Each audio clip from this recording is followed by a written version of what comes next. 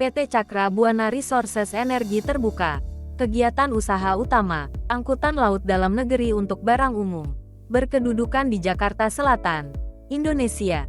Penawaran umum perdana saham. Sebanyak-banyaknya 738 juta lembar saham biasa atas nama atau sebanyak-banyaknya 16,26% dari modal di setor perseroan, yang merupakan saham baru dengan nilai nominal Rp25, yang ditawarkan kepada masyarakat dengan harga penawaran sebesar Rp100, sampai dengan Rp110 setiap saham. Jumlah keseluruhan nilai penawaran umum perdana saham adalah sebesar Rp73.800.000.000 sampai dengan Rp81.180.000.000. Perseroan secara bersamaan juga menerbitkan sebanyak-banyaknya 1.328.400.000 waran seri I, atau sebanyak 34,96%.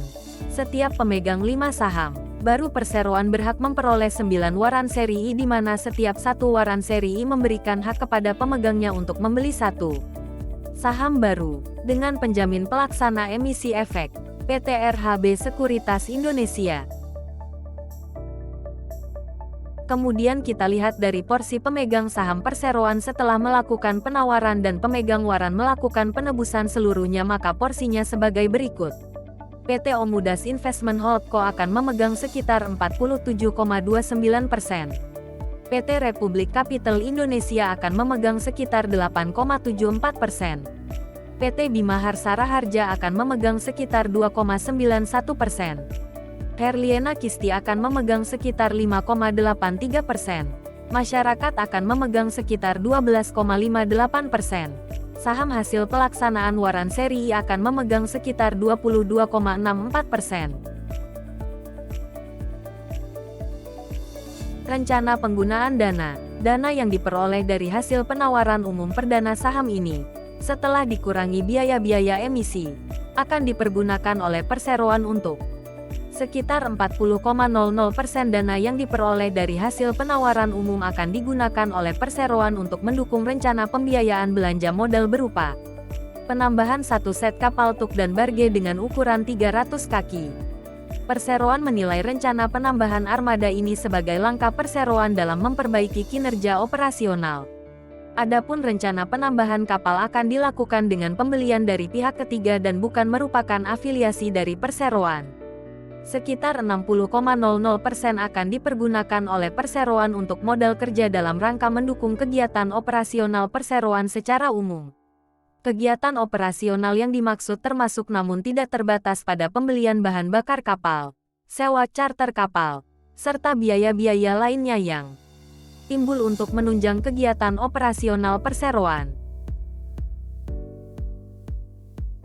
Kemudian kita lihat dari laporan posisi keuangan perseroan. Dari total aset perseroan stagnan dan mengalami penurunan signifikan di tahun 2021.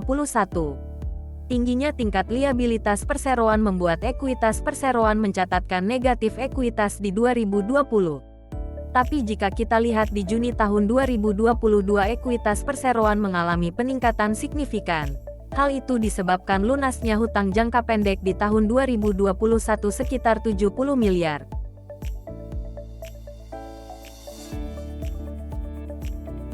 Anehnya jika dilihat dari pendapatan perseroan tidak meningkat sesignifikan itu.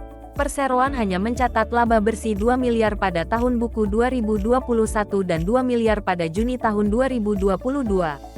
Sedangkan di tahun sebelumnya perseroan masih mencatatkan laba negatif.